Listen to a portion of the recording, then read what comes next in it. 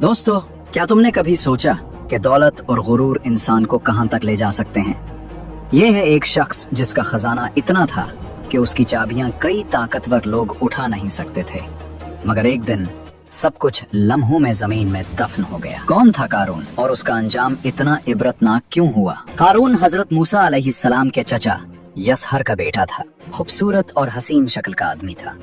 बनी इसराइल में तौरात का सबसे बेहतर कारी था। नादारी के जमाने में निहायत आजिज़ी करने वाला और बाअखलाक था। दौलत हाथ आते ही उसका हाल तब्दील हुआ।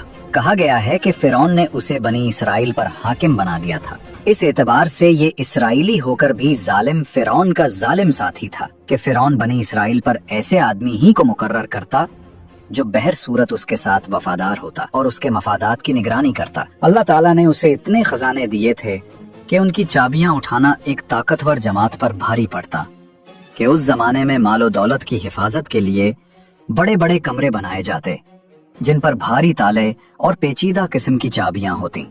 कारून का ख्याल था कि चूंकि मेरे पास इल्म, ज़र, जोर, जत्था, जमात बहुत काफी है, इसलिए मुझे कोई नुकसान नहीं पहुंचा सकता, और यूं खुदाई गिरफ्त को भी भुला बैठा। एक मर्तबा कारून हजरत मूसा अलैहिस्सलाम के खिलाफ अपना जत्था बढ़ाने और लोगों को मरूब व मुतासिर करने के लिए अपने जाहू जलाल, शान व शौकत और ज़ेबो ज़ीनत के साथ बड़े तुमतिराक से इस तरह निकला कि सोने चांदी और रेशमी लिबासों की कसरत थी और आला दर्जे के लिबास ज़ेबेतन किए हुए खुद्दाम साथ थे। जब लोगों ने उसकी ज़ीनत देखी तो दुनीवी चकाचौंध से मुतासिर होने वाले और दुनीवी जिंदगी के तलबगार कहने लगे, ऐ काश हमें भी ऐसा मिल जाता जैसा कारून को मिला। बेशक ये बड़े नसीब वाला है। हजरत मूसा अलैहिस्सलाम ने बनी इसराइल को दरिया के पार ले जाने के बाद कुर्बानियों का इंतजाम हजरत हारून अलैहिस्सलाम के सुपुर्द कर दिया। बनी इसराइल अपनी कुर्बानियां हजरत हारून अलैहिस्सलाम के पास लाते और वो उन कुर्बानियों को मज़बा में रखते जहां आसमान से आग उतरकर उन्हें खा लेती। कारून को हजरत हारून अलैहिस्सलाम के इस मनसब पर हसद हुआ। उसने मूसा अलैहिस्सलाम से कहा, रिसालत तो आपकी हुई और कुर्बानी की सरदारी हजरत हारून अलैहिस्सलाम की, मैं कुछ भी न रहा। हालांकि मैं तौरात का बेहतरीन कारी हूँ, मैं इस पर सब्र नहीं कर सकता। हजरत मूसा अलैहिस्सलाम ने फरमाया, ये मनसब हजरत हारून अलैहिस्सलाम को मैंने खुद से नहीं दिया, बल्कि अल्लाह ताला के हुक्म से दिया है। कारून ने कहा कि कसम मैं आपकी तस्दीक न करूंगा जब तक आप मुझे इस बात का सबूत न दिखा दें।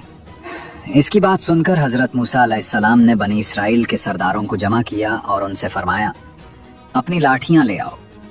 वो लाठियां ले आए तो हजरत मूसा अलैहिस्सलाम ने उन सबको अपने खैमे में जमा किया और रात भर बनी इसराइल उन लाठियों का पहरा देते रहे। सुबह को हजरत हारून अलैहिस्सलाम का असा सरसब्जू शादाब हो गया और उसमें पत्ते निकल आए। हजरत मूसा अलैहिस्सलाम ने फरमाया, ऐ कारून, तूने ये देखा? कारून ने कहा, यह आपके जादू से कुछ अजीब नहीं। हजरत मूसा अलैहिस्सलाम उसके साथ अच्छी तरह पेश आते रहे, लेकिन वो आपको हर वक्त इज़ा देता रहा। उसकी सरकशी और तकब्बुर और हजरत मूसा अलैहिस्सलाम के साथ अदावत दम बदम तरक्की पर थी। एक मर्तबा कारून ने एक मकान बनाया जिसका दरवाजा सोने का था और उसकी दीवारों पर सोने के तख्ते नस्ब किए। बनी इसराइल सुबह शाम उसके पास आते, खाने खाते, बातें बनाते और उसे हंसाया करते थे। जब ज़कात का हुक्म नाजिल हुआ तो कारून हजरत मूसा अलैहिस्सलाम के पास आया और उसने आपसे तय किया कि दिरहम और दीनार और मवेशी वगैरह में से 1000वां हिस्सा ज़कात देगा।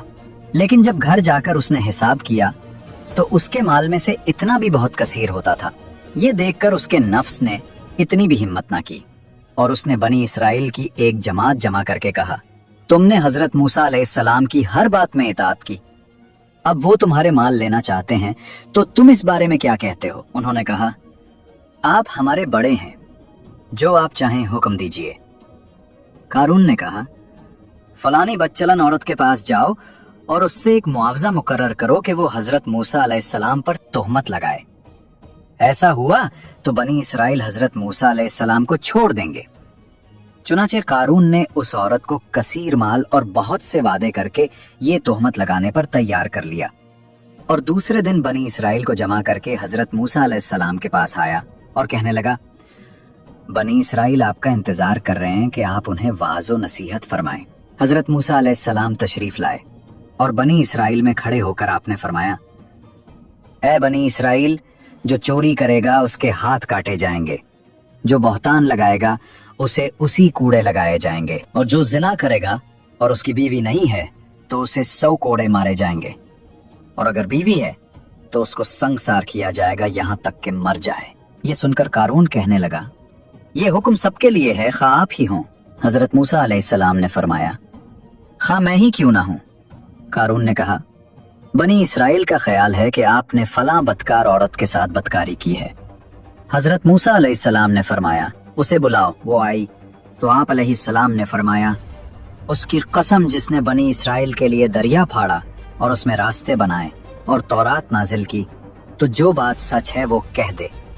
وہ عورت ڈر گئی اور اللہ تعالیٰ کے رسول پر بہتان لگا کر انہیں ایذا دینے کی جرت اسے نہ ہوئی، اور اس نے اپنے دل میں کہا کہ اس سے توبہ کرنا بہتر ہے، اور حضرت موسیٰ علیہ السلام سے عرض کی، جو کچھ قارون کہلانا چاہتا ہے اللہ تعالیٰ کی قسم یہ جھوٹ ہے، اور اس نے آپ پر تہمت لگانے کے بدلے میں میرے لیے کثیر مال مقرر کیا ہے۔ حضرت موسیٰ علیہ السلام اپنے رب کے حضور روتے ہوئے سجدہ میں چلے گئے اور یہ عرض کرنے لگے، یا رب، اگر میں تیرا رسول ہوں تو میری وجہ سے قارون پر غضب فرما۔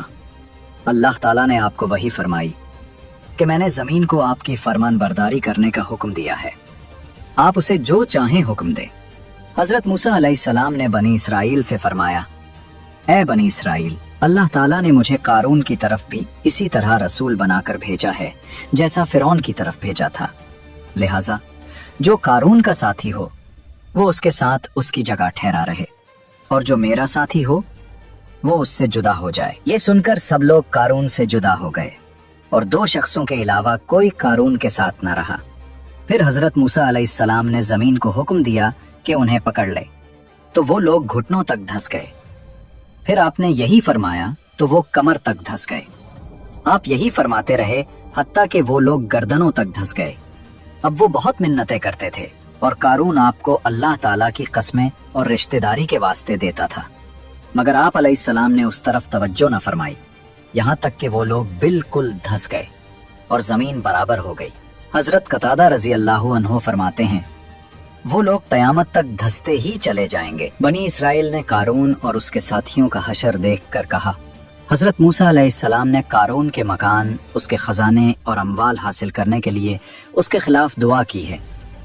یہ سن کر آپ نے اللہ تعالیٰ سے دعا کی تو اس کا مکان، اس کے خزانے اور اموال سب زمین میں دھس گئے۔ اللہ تعالیٰ قرآن پاک میں فرماتا ہے، فَخَسَفْنَا بِهِ وَبِدَارِهِ الْأَرْضِ فَمَا كَانَ لَهُ مِنْ فِئَةٍ يَنْصُرُونَهُ مِنْ دُونِ اللَّهِ وَمَا كَانَ مِنَ الْمُنْتَصِرِينَ۔ ہم نے اسے اور اس کے گھر کو زمین میں دھسا دیا تو اس کے پاس کوئی جماعت نہ تھی جو اللہ کے مقابلے میں اس کی مدد کرتی، اور نہ وہ خود اپنی مدد کر سکا۔ جو لوگ قارون کے مال و دولت دیکھ کر اس کے خواہش مند تھے، جب انہوں نے قارون کا عبرتناک انجام دیکھا تو وہ اپنی اس آرزو پر نادم ہو کر کہنے لگے، عجیب بات ہے کہ اللہ اپنے بندوں میں سے جس کے لیے چاہتا ہے رزق وسیع کرتا ہے اور تن فرما دیتا ہے۔